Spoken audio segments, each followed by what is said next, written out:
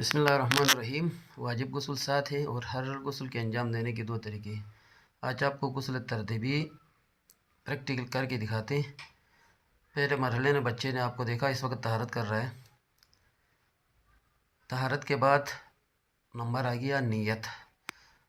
Number 1 نیت ہے، دوسرے نمبر پہ آپ نے سر اور گردن دھونا ہے اچھی طرح، جبکہ طہارت کا کوئی نمبر نہیں ہو تو ضروری کرنا ہے۔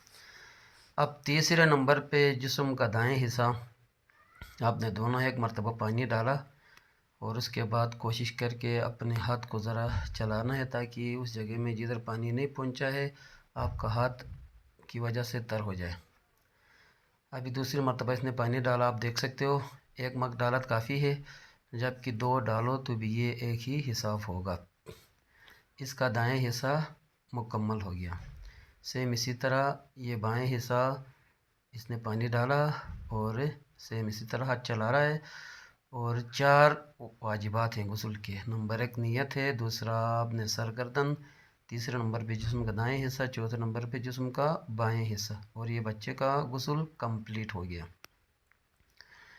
محترم ناظرین، آپ دیکھ سکتے ہو کہ ہم پریکٹیکلی یہ غسل کروا رہے ہیں۔ اب دوسرے بچے سے بھی ہم کروا رہے ہیں تاکہ تمام دیکھنے والے بچوں کو اچھی طرح یاد ہو، چونکہ گھر میں آپ واش روم میں شلوار نکر وغیرہ استعمال نہیں کرتے تو آسانی ہو جاتی ہے، جبکہ ادھر بچوں کو دکھانے کی خاطر یہ سارا کچھ ہو رہا ہے۔ پہلے مرحلے میں طہارت کرنا ہے، آپ کو کنفرم پتہ ہو کہ گندگی جدھر لگی ہے تو آپ سے اس جگہ کو بھی دھو سکتے ہو۔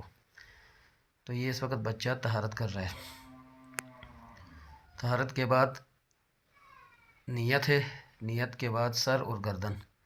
سر اور گردن میں آپ منہ اور ناک میں بھی پانی ڈال کے صاف کرو تاکہ اچھی طرح غسل ہو۔ ساتھ ساتھ میں آپ کو بتاتا بھی جاؤں، واجب غسل 7 ہے، جن میں 4 مردوں پہ جبکہ خواتین پہ 7 واجب ہیں۔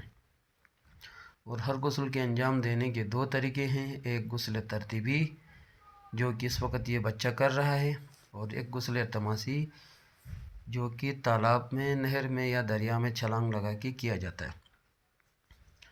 اور اگر نماز کا ٹائم قریب ہو تو آپ غسل ترتیبی کو، جنابت ہو تو غسل ترتیبی کے ساتھ آپ واجب کر کے نیت کرو، اس کے بعد آپ کو وضو کرنے کی ضرورت نہیں پڑے گی۔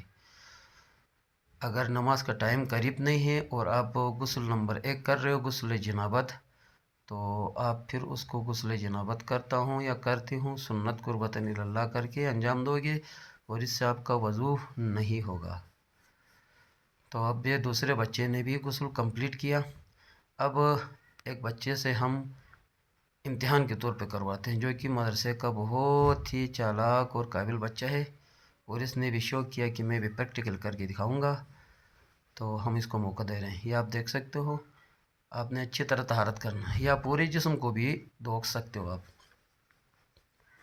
اب طہارت کے بعد نمبر ہے نیت کا۔ نیت تو انسان کرتا ہی کرتا ہے، اور اس کے بعد سر گردن، اور جیسے کہ پہلے بتایا تھا جسم کا دائیں اور جسم کا بائیں۔